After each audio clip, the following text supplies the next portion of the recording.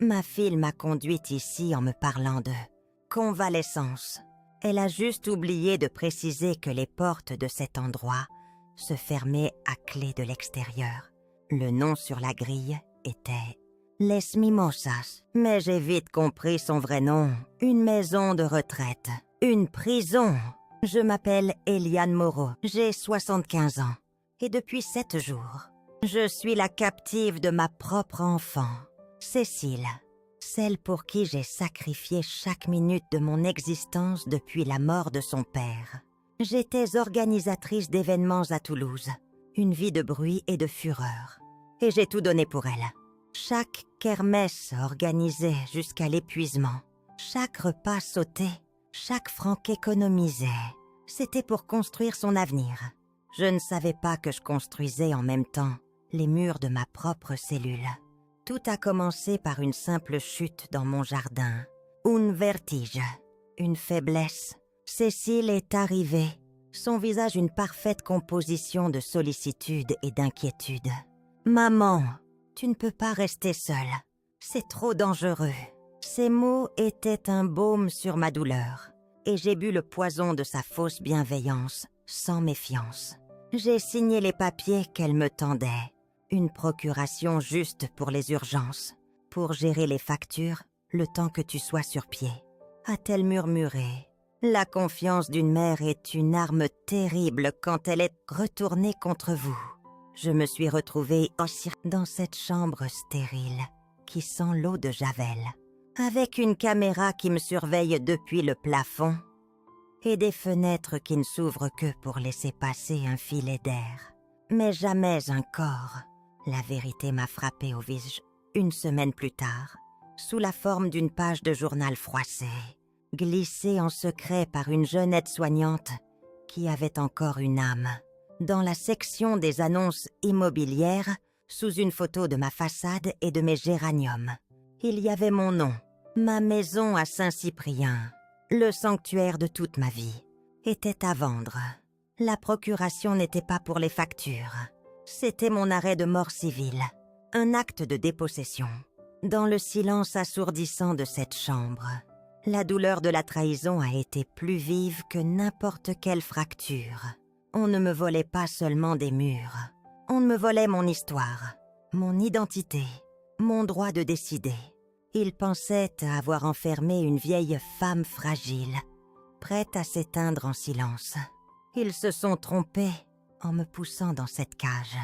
Ils n'ont pas brisé mon esprit. Ils ont réveillé la combattante que des années de sacrifice avaient endormie. Assise sur ce lit trop dur, j'ai senti une froide colère remplacer mes larmes. Mon histoire n'allait pas se terminer et ainsi. Mon premier acte ne serait pas la résignation, mais un plan pour démolir les murs de cette prison. Brique par brique, enfermée entre ces murs blancs. Le passé revient par vagues, et chaque souvenir est teinté d'une ironie amère. La confiance. Quel mot absurde aujourd'hui. Je revois mes mains, plus jeunes, mais déjà fatiguées, montant des stands pour les marchés de Noël jusqu'à 2 heures du matin dans le froid glacial de la place du Capitole. Je me souviens de l'odeur de gaufres et de vin chaud qui flottait dans l'air. Une odeur de fête à laquelle je ne participais jamais vraiment. Je travaillais, je souriais aux clients, je comptais chaque pièce, pendant que les autres familles célébraient. Je gagnais de quoi payer les cours de piano de Cécile, ses voyages scolaires, ses vêtements à la mode pour qu'elle ne se sente jamais inférieure aux autres.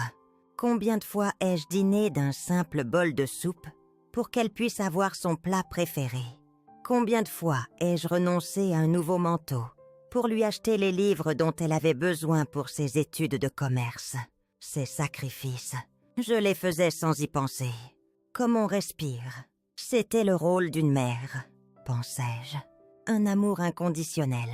Le souvenir le plus douloureux est celui de mon alliance. L'unique bijou que j'avais gardé de mon mari.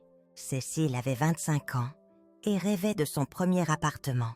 Elle avait trouvé le lieu parfait, mais il lui manquait une petite somme pour l'apport. Elle est venue me voir, les larmes aux yeux. persuadée que son rêve allait lui échapper. Je n'ai pas hésité une seconde. Le lendemain, j'étais chez le bijoutier. Je me souviens du poids de l'anneau dans ma main. Des gravures presque effacées à l'intérieur, c'était le dernier lien matériel avec l'homme que j'avais aimé. En le tendant au commerçant, j'ai eu l'impression de vendre une partie de mon âme. Mais en voyant le sourire de Cécile quand je lui ai donné l'argent, toute ma peine s'est envolée. Je pensais avoir acheté son bonheur. En réalité, j'avais simplement financé la première étape de ma propre dépossession. Ma confiance en elle était absolue, totale. Quand mes mains ont commencé à être raidies par l'arthrose, signer des chèques ou remplir des formulaires administratifs est devenu pénible. Cécile s'est proposée pour m'aider. Laisse-moi faire. Maman, fais-moi une procuration. Ce sera plus simple. Je gérerai tout pour toi. J'ai accepté avec gratitude. J'y ai vu un signe d'amour, le juste retour des choses. Une fille qui prenait soin de sa vieille mère, je lui ai donné accès à mes comptes, à mes papiers, à ma vie. Je lui ai donné le pouvoir de signer en mon nom, persuadée qu'elle agirait toujours dans mon intérêt. Quelle folie! Quelle naïveté! Elle n'a pas attendu que je sois malade ou confuse. Elle a utilisé cette confiance comme une clé pour entrer dans ma vie et la démanteler de l'intérieur, pièce par pièce. Chaque document qu'elle a signé en mon nom était un pas de plus vers ma mise à l'écart. Le pire, ce n'est pas la perte de la maison ou de l'argent, c'est la certitude que chaque geste d'amour que j'ai fait a été perçu comme une faiblesse à exploiter. Chaque sacrifice a été une invitation à en demander plus. Ma confiance n'était pas un cadeau, c'était une opportunité. Et aujourd'hui, dans cette chambre verrouillée, je paye le prix de cet amour aveugle. Les premiers jours au Mimosa ont été un brouillard de confusion. La chambre était conçue pour effacer toute notion de temps et d'identité. Pas de calendrier, pas d'horloge. Mes affaires personnelles avaient été remplacées par des vêtements anonymes, pliés sans âme dans une armoire métallique, pas un seul livre, pas même mon carnet de notes. Mon téléphone avait disparu. Pour ne pas te fatiguer avec des appels, avait dit Cécile avec son sourire de façade. Le seul élément de décor était cette petite caméra noire, un œil de cyclope fixé au plafond, qui me rappelait constamment que je n'étais pas une résidente, mais une détenue. Les repas arrivaient sur un plateau en plastique. À des heures irrégulières, le personnel était poli mais distant, évitant mon regard, récitant des phrases toutes faites sur le repos nécessaire. Au début, j'ai cru à leur discours. J'étais faible, peut-être que ma mémoire me jouait des tours. La confusion était une brume épaisse qui engourdissait ma pensée. Mais l'esprit d'une organisatrice d'événements ne reste pas longtemps en désordre.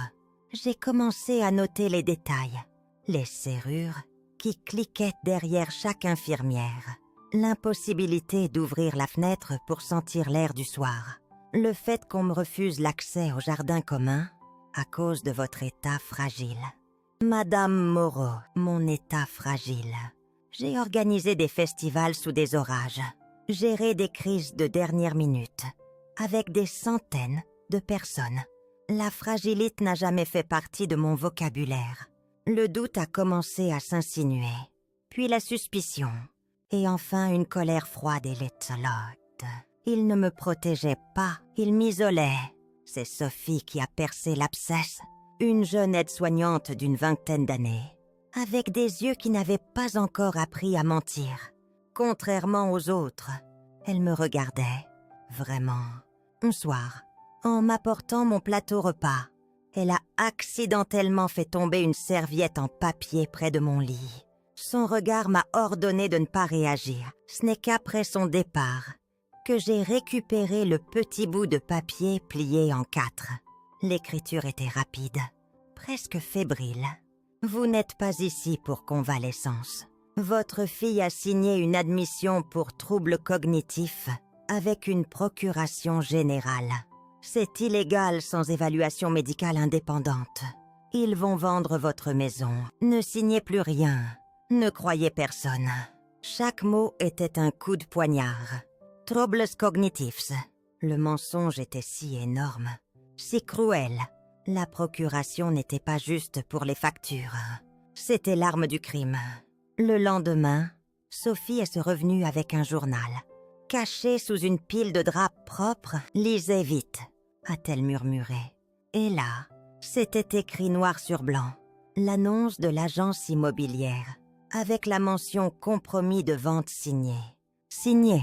Mais comment? Je n'avais rien signé. Puis j'ai compris. La procuration. Cette feuille de papier que j'avais paraphée dans un état de faiblesse, pensant lui confier la gestion de mon quotidien. Elle l'avait utilisée pour signer à ma place la vente de ma propre maison. La brume de la confusion s'est dissipée d'un coup, remplacée par la lumière crue et aveuglante de la vérité. J'étais lucide, j'étais piégée et j'étais seule. Mais la colère qui montait en moi était plus forte que la peur. Ils avaient sous-estimé la vieille femme. Ils allaient le regretter. La colère est un carburant puissant. Elle a balayé la peur et la confusion, laissant place à une détermination de fer. Je n'étais plus Eliane la victime, mais Eliane la stratège.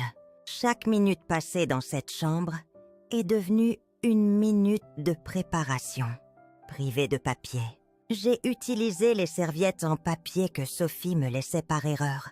Avec un bout de crayon à maquillage que j'avais réussi à cacher, j'ai commencé à tout noter. Les dates, les heures des visites du médecin toujours expéditives, les noms des infirmières, le contenu exact de la note de Sophie. Chaque détail était une munition. Mon esprit, habitué à jongler avec les plannings et les imprévus, s'est mis en marche. Je devais trouver une sortie, pas seulement physique, mais légale. Et puis, un nom m'est revenu, comme une lumière dans l'obscurité. Geneviève Lemaire, mon amie de jeunesse, une femme brillante et redoutable, devenue une avocate spécialisée dans le droit de la famille. Elle avait pris sa retraite il y a quelques années. Mais je savais que son esprit de combat était intact. Nous nous étions un peu perdus de vue, la vie nous ayant entraînés dans des directions différentes. Mais je savais qu'elle était ma seule chance. Mais comment la contacter? J'étais coupée du monde. C'est là que Sophie est intervenue de nouveau. Elle était mon seul lien avec l'extérieur, mon fil d'Ariane dans ce labyrinthe. Lors de sa visite suivante, j'ai attendu qu'elle soit seule. Je lui ai attrapé la main, mes doigts tremblants mais fermes. « Sophie », ai-je murmuré, « j'ai besoin de vous. J'ai besoin que vous postiez une lettre pour moi. C'est une question de vie ou de mort. » J'ai vu la peur dans ses yeux, mais aussi une lueur de défi. Elle savait que ce qu'on me faisait était mal. Elle a simplement hoché la tête. J'ai passé la nuit à écrire la lettre la plus importante de ma vie sur une serviette en papier. Je n'ai pas tout raconté, juste l'essentiel. Geneviève. C'est Eliane. Je suis retenue contre mon gré au Mimosa. Cécile a une procuration et vend ma maison. J'ai besoin de toi, s'il te plaît. J'ai ajouté l'adresse de Geneviève, que je connaissais par cœur. Le lendemain, j'ai glissé la note pliée dans la main de Sophie avec un billet de 20 €. Le seul argent que j'avais pu dissimuler. Pour le timbre. Ai-je dit? Elle a refusé l'argent, mais a pris la lettre. Je le ferai, a-t-elle promis. L'attente qui a suivi a été la plus longue de ma vie. Chaque jour, chaque heure, je guettais une signe. Et puis, 3 jours plus tard, elle est arrivée, Geneviève. Elle n'a pas demandé à me voir. Elle s'est présentée à l'accueil comme une amie de la famille venant prendre des nouvelles. Elle a demandé à consulter mon dossier, prétextant vouloir aider Cécile dans les démarches administratives. La directrice, méfiante mais impressionnée par l'assurance de Geneviève, a fini par céder. Je l'ai vue depuis le couloir, assise dans le bureau de la direction. examinant les papiers avec une concentration de prédateur. Plus tard, Sophie m'a raconté « Geneviève a épluché chaque document. L'admission signée pour troubles cognitifs sans aucun rapport médical.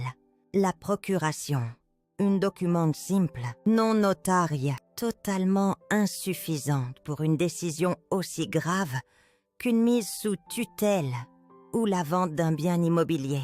Le compromis de vente signé par Cécile en mon nom. Quand Geneviève est sortie du bureau, son visage était un masque de fureur contenue.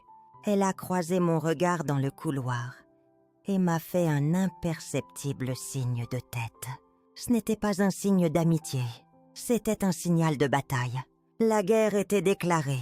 L'arrivée de Geneviève a été comme un coup de tonnerre dans le silence feutré des mimosas. Le lendemain de sa visite, elle est revenue, non plus comme une amie curieuse, mais comme une avocate en mission. Elle n'était pas seule. Elle y était accompagnée d'un huissier de justice, la directrice de l'établissement. Si sûre d'elle la veille, a pâli en les voyant. Geneviève n'a pas élevé la voix. Elle a simplement exposé les faits, avec une précision chirurgicale, équestration, abus de faiblesse, nullité de la procuration pour les actes de disposition.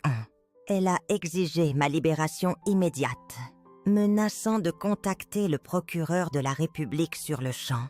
En moins d'une heure, j'étais dehors. Le soleil de Toulouse m'a aveuglée. L'air frais, après des semaines d'atmosphère confinée, m'a semblé d'une pureté incroyable. Je n'ai pas pleuré. J'étais trop concentrée sur la suite. Geneviève ne m'a pas ramenée chez moi. Ma maison était devenue un champ de bataille.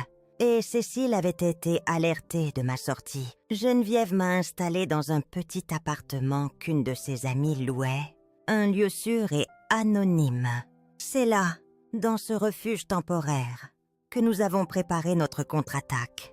La première action fut de déposer un référé au tribunal pour faire annuler le compromis de vente de la maison. L'urgence était absolue. Geneviève a travaillé jour et nuit, rassemblant les pièces du puzzle.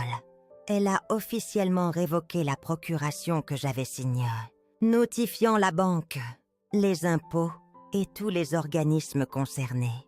C'était comme reprendre le contrôle de mon propre nom, de ma propre existence. La collecte de preuves a été notre priorité. Geneviève était méthodique. Elle m'a fait rédiger un témoignage détaillé de tout ce que j'avais vécu, en utilisant les notes que j'avais prises sur mes serviettes en papier. Chaque détail comptait. Elle a ensuite contacté Sophie, qui a courageusement accepté de témoigner anonymement sur les conditions de mon séjour et sur la manière dont la direction fermait les yeux sur les abus. La note qu'elle m'avait donnée est devenue la pièce maîtresse de notre dossier, la preuve irréfutable de la préméditation. Geneviève a également obtenu des copies de mon dossier médical, qui ne montrait aucun signe de trouble cognitif. Bien au contraire, la fraude était évidente, grossière. Pendant ces jours intenses, une partie de moi voulait appeler Cécile, lui hurle ma douleur, ma colère, lui demandait « Pourquoi ?» Mais Geneviève m'a arrêtée. « Eliane » m'a-t-elle dit, sa main sur la mienne, ne lui donne pas cette satisfaction. Ne transforme pas cette bataille juridique en un drame familial. La justice sera ta réponse. Le silence sera ta force. Elle avait raison. Écrire une lettre de reproche n'aurait fait que nourrir son récit de la vieille femme confuse et émotive. J'ai donc choisi de me taire. Ma réponse ne serait pas des mots de douleur, mais une assignation en justice. Je ne cherchais pas d'excuses. Je cherchais en réparation. Je ne voulais pas qu'elle comprenne sa faute. Je voulais qu'elle en subisse les conséquences légales. La mère aimante et naïve était morte au mimosa. La plaignante, déterminée et lucide, venait de naître le jour de l'audience. La salle du tribunal m'a semblé froide et impersonnelle. Les boiseries sombres et les plafonds hauts semblait absorber tout espoir. J'étais assise à côté de Geneviève, mes mains jointes sur mes genoux pour les empêcher de trembler. De l'autre côté de l'allée, il y avait Cécile. Elle n'a pas osé croiser mon regard. Elle était accompagnée d'un jeune avocat au sourire arrogant qui semblait persuadé que l'affaire était déjà gagnée. Pour eux, j'étais la vieille femme sénile et ils étaient les sauveurs bienveillants. La pièce de théâtre qu'ils avaient montée était sur le point de commencer. Leur avocate a pris la parole en premier. Sa voix était mielleuse, pleine d'une fausse compassion. Il a peint un portrait de moi touchant. Une mère aimante, mais fragilisée par l'âge, sujette à des oublis et des moments de confusion. Il a présenté mon placement au Mimosa comme un acte d'amour. Une décision difficile mais nécessaire pour assurer ma sécurité. Il a parlé de la vente de la maison comme d'une gestion prudente du patrimoine, destinée à payer les frais de soins futurs. Il a fait de ma fille une sainte et de moi une incapable. Chaque mot était un mensonge, une torsion de la réalité si habile qu'une partie de moi a eu peur que le juge y croie. Puis ce fut le tour de Geneviève. Elle s'élevait, non pas avec l'arrogance de son confrère, mais avec le poids tranquille de la vérité. Elle n'a pas fait de grands discours. Elle a présenté les faits, un par un, comme des coups portés avec une précision mortelle. D'abord, le rapport médical. Un expert indépendant, mandaté par le tribunal, avait conclu que j'étais en pleine possession de mes facultés mentales. Le diagnostic de troubles cognitifs a été balayé, révélé pour ce qu'il était, une pure invention. Ensuite, la procuration. Geneviève a démontré qu'un simple mandat sous seing privé ne donnait absolument pas le droit de disposer d'un bien immobilier. Ma cliente a confié à sa fille la gestion de ses factures. Pas le droit de vendre sa maison, a-t-elle déclaré, sa voix résonnant dans le silence de la salle. Elle a produit des expertises graphologiques, prouvant que la signature sur le compromis de vente, bien qu'imitant la mienne, était un faux grossier. Enfin, elle a sorti la note de Sophie, le témoignage anonyme de l'aide-soignante, décrivant les conditions de ma séquestration, a été lu à voix haute. L'avocat de Cécile a protesté, mais il était trop tard. Le récit de la fille dévouée s'effondrait. Le juge, un homme d'une 50aine d'années, au visage sévère, a écouté tout cela sans ciller. Quand Geneviève a terminé, il a levé les yeux vers Cécile. « Madame », a-t-il demandé, sa voix glaciale, « avez-vous quelque chose à ajouter pour justifier vos actions ?» Cécile est restée muette, son visage décomposé. Le verdict est tombé rapidement, sans appel. Le juge a déclaré la vente de la maison nulle et non avenue. Il a révoqué sur le champ la procuration, qualifiant son utilisation d'abusive et frauduleuse. Il a reconnu mon entière capacité juridique et a ordonné à Cécile de me restituer l'intégralité de mes biens et documents personnels, avec une interdiction formelle de gérer mes affaires ou de m'approcher sans mon consentement explicite. En sortant du tribunal, je n'ai pas ressenti de joie exubérante. J'ai ressenti le retour de quelque chose que j'avais perdu. Mon nom. Je n'étais plus la pauvre vieille dame, la mère confuse. J'étais Eliane Moreau, citoyenne à part entière, dont les droits avaient été bafoués, puis restaurés.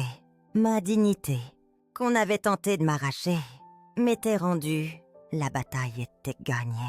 La victoire au tribunal n'a pas eu le goût sucré du champagne, mais celui, plus profond et plus vrai, de la terre après la pluie.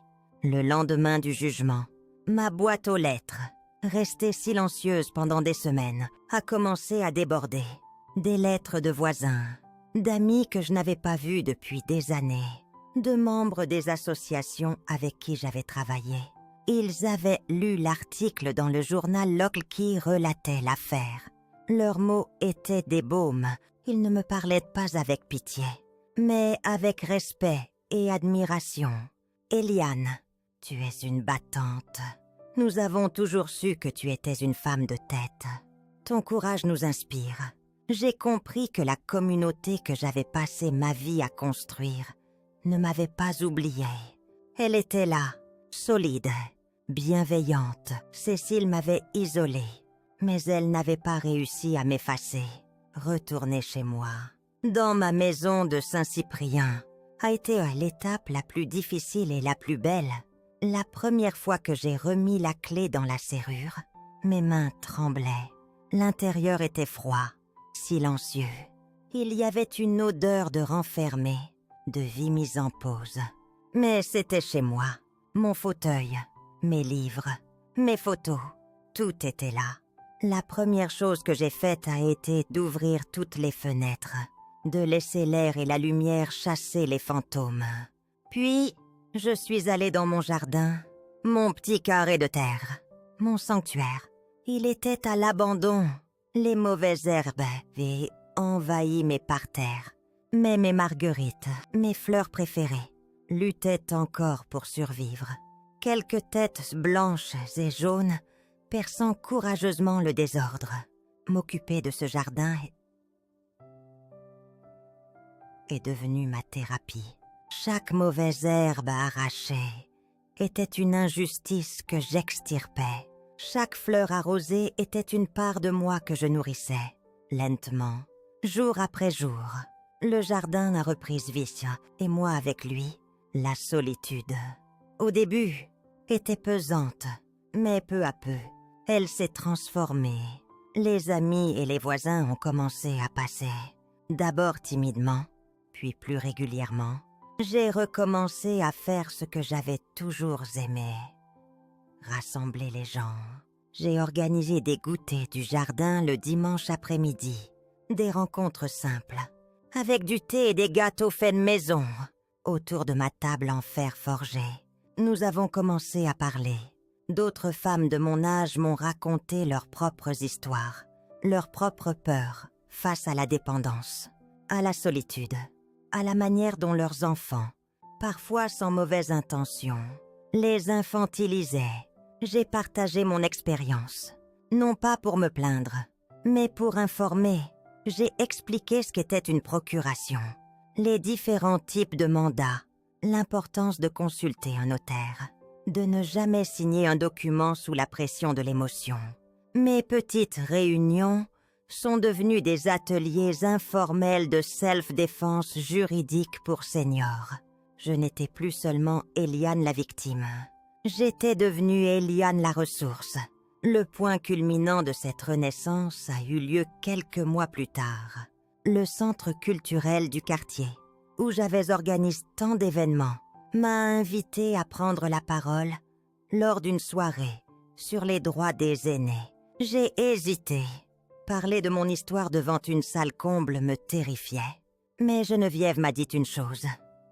Ton silence a protégé ta stratégie. Maintenant, ta parole peut protéger les autres. Alors, j'ai accepté.